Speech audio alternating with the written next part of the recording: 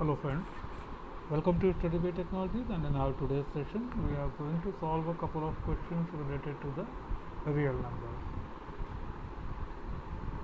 Now the first question is, for any positive integer n, prove that n cube minus n is divisible by 6. This is related to the Euclid algorithm. So let's go ahead on this question. So first of all, let's say we have to prove for every positive integer n that n cube minus n is divisible by 6. So we can write n cube minus n as n into n square minus 1. This can be further written as n into n minus 1 into n plus 1. Alright. Now once we divide this n by 6, okay, let's say we get quotient as q and remainder as r. Alright, here q is quotient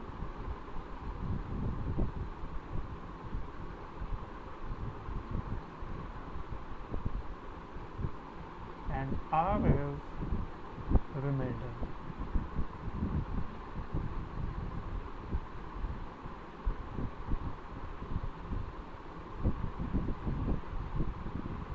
Alright, now we can write this n as 6q plus remainder.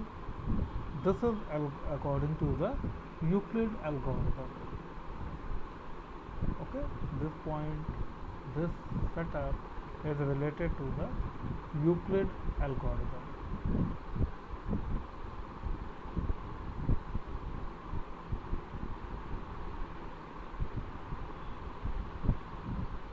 Alright, now we can have different cases for r, right? This r can be greater than or equal to 0, but it must be less than 6 because we have divided the number by 6. So we can this values of n, these can be 6q or 6q plus 1 or 6q plus 2 or 6q plus 3 or 6q plus 4 or 6q plus 5. Alright, now let's take the first case, case 1. We have n equal to 6q. Now if I put up this 6q in place of n, this can be, the number can be written as 6q, 6q minus 1,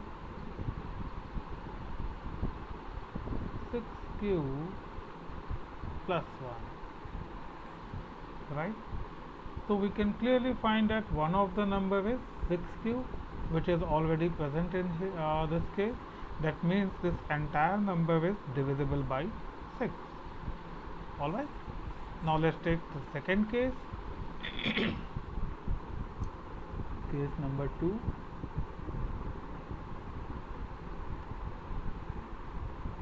That is n equals to 6q plus 1.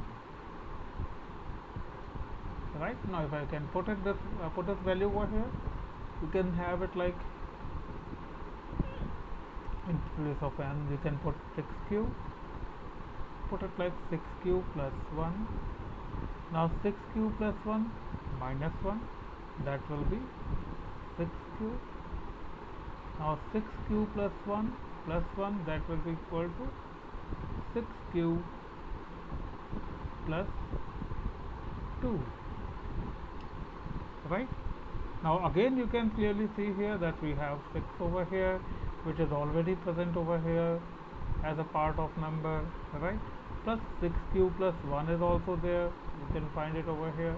That means this number is also clearly divisible by 6. Similarly, for case 3,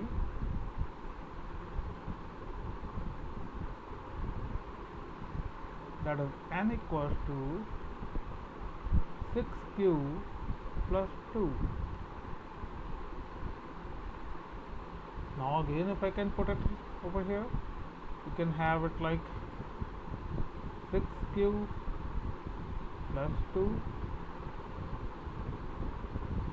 6 cube plus 1, and 6 cube plus 3.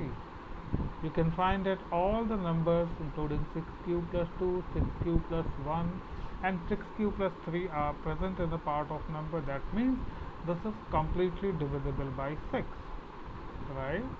In the same way, we can take case number 4. Here n equals to 6 cube plus 3. So again if I can put this value, that is 6 cube plus 3, 6 cube plus 2, 6 cube plus 4. We can find all the numbers over here like 6 cube plus 2, 6 cube plus 3, 6 cube plus 4. That means this entire number is again divisible by 6, right? Now case number 5, n equals to 6 cube plus 4. So every time you have to write it, this shows that the given number, in this case number 4, is divisible by 6. Now again if I can put it like this, 6 cube plus 4, 6 cube plus 3 and 6 cube plus 5. Again you can see that all the numbers are present over here. That means 6 cube plus 4 is also divisible by 6, which says that this according to this number which is given over here, if we can put n equals to 6 cube plus 4, this will be clearly divisible by 6.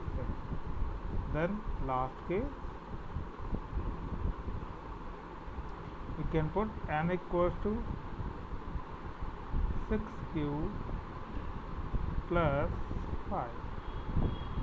This will be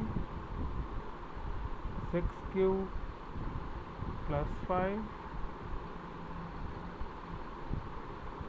6 cube plus 4 and 6 cube plus 6. Now we can further write, take 6 as a common over here.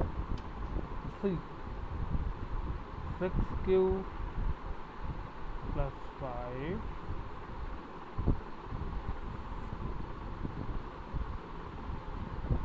6 cube plus 4 and cube plus 1, right? You can clearly see here that this entire number is divisible by 6, right?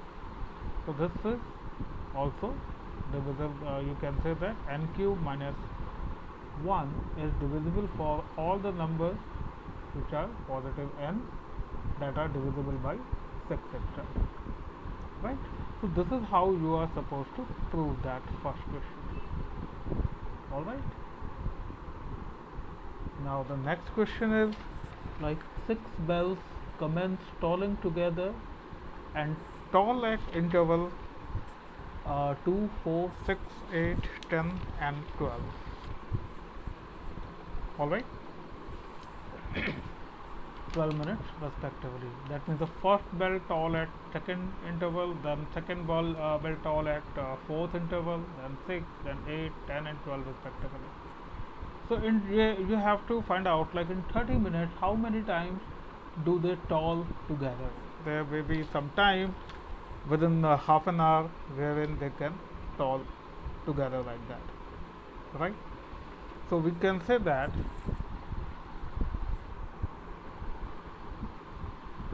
there is some time or some time interval when all these bells toll together. So in order to find the time interval when all these bells toll together, let's try to figure it out. What we have to do is, like, we have to find the LCM, like the lowest time when they will toll together. We have to find the LCM of 2, 4, 6, 8, 10 and 12, and that LCM will come out to be 120. That means this is 120 minutes. Okay, that means after every 2 hours they toll together. So you have to write it. Okay, after every 2 hours bells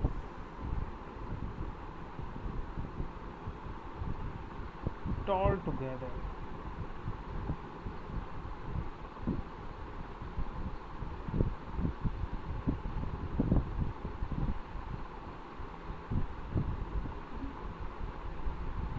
Right? First point. Now in 30 minutes, how many times they will? Therefore,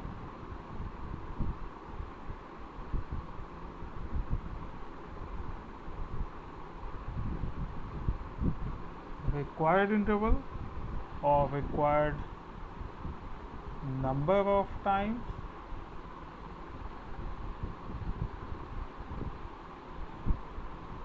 this is equal to 30 upon 2 plus 1. It is 30 upon 2 plus 1 time.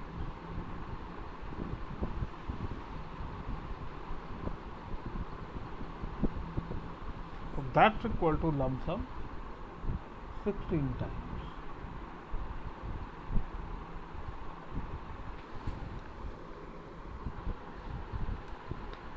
Alright, I hope this point is clear to you. Now the thing is, like, you have taken the LCM, right? And now what you are doing, you have 30 hours of time, right? And how many times they toll together? You have 30 hours of time, right? Now all these bells actually they toll together after every 2 hours, right? So now for every 2 hours, if they are tolling together, for first hour they will toll together, right? First time, then again after 2 hours they will toll together second time, then again after 2 hours they will toll together for the third time, and if you continue like this, it will be like 30 upon 2 plus 1 over here. So in case of 30 minutes time, they will toll for 30 plus 2 upon 1. 30 upon 2 plus 1 like this, right? Next point,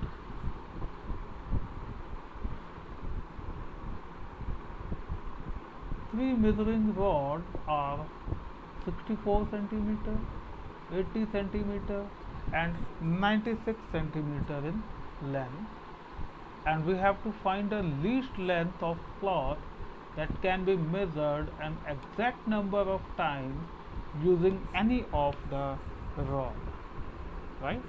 You have 3 different rods, 64 centimeter, 80 centimeter and 96 centimeter, right?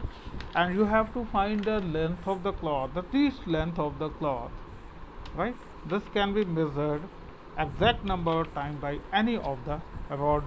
So minimum number of times you need it, that means you have to find the LCM of 64, 80 and 96. This is what you have to do is like you have to write it in a detail, quite detail actually, right? You should not take just numbers and start taking the LCMs and so on. No, you have to present it very honestly. Question number 3rd, and you have to write like length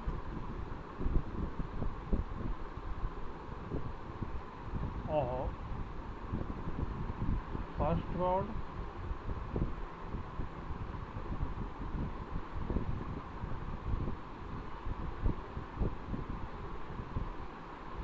this is equals to 96 centimeter, not 96, sorry, 64 centimeter, 64 centimeter.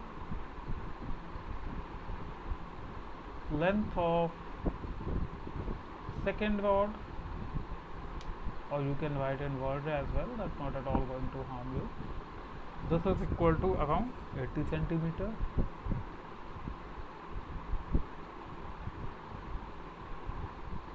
Length of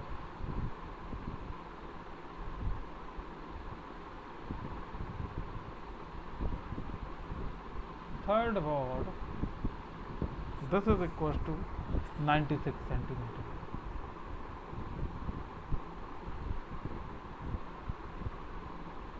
Right? Now you have to get some least length of cloth that can be measured exactly by all of them, right? So we can say that we have to find the LCM of 64, 80 and 96, and that LCM will come around lump sum 960 centimeter.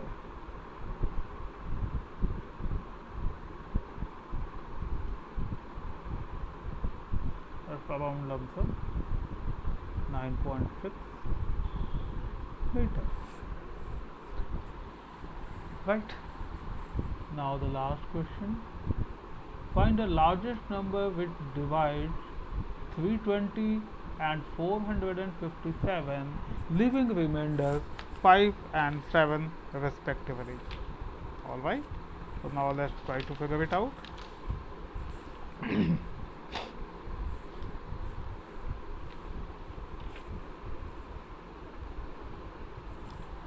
So first of all, it is looking for the largest number.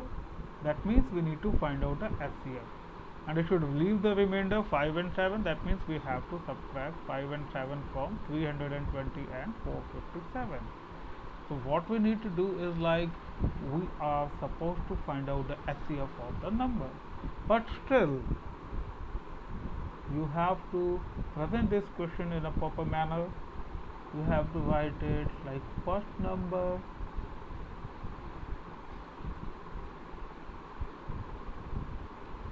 be 320,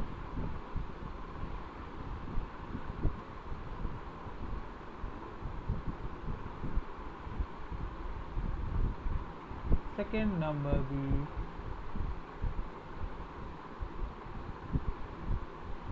457, right? Now you have to write remainder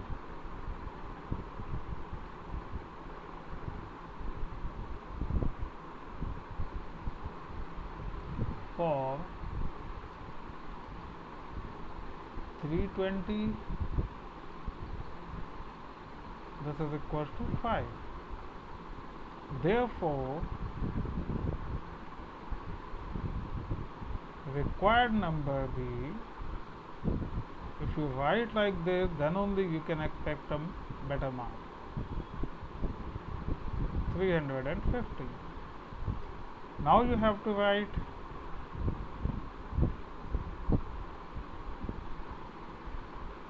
remainder for 457 will be 7. Therefore,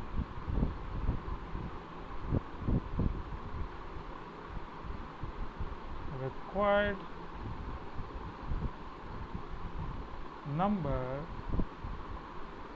this is equal to 450, right? 457 minus 7. Now you have to find out the SCF of 315 and 450, right? Now that 315 and 450, the SCF will be 45. I hope you know how to calculate the SCF as well, so I'm not doing that. So this is how you are supposed to present your question, and this is how you are expected to solve it, right? So don't just write the numbers and solve your mathematical calculations. Okay, so I hope up to this point the concept is clear to you. Please let me know in case if you have any other doubt or queries as well. Have a nice time and take care of yourself. Bye bye.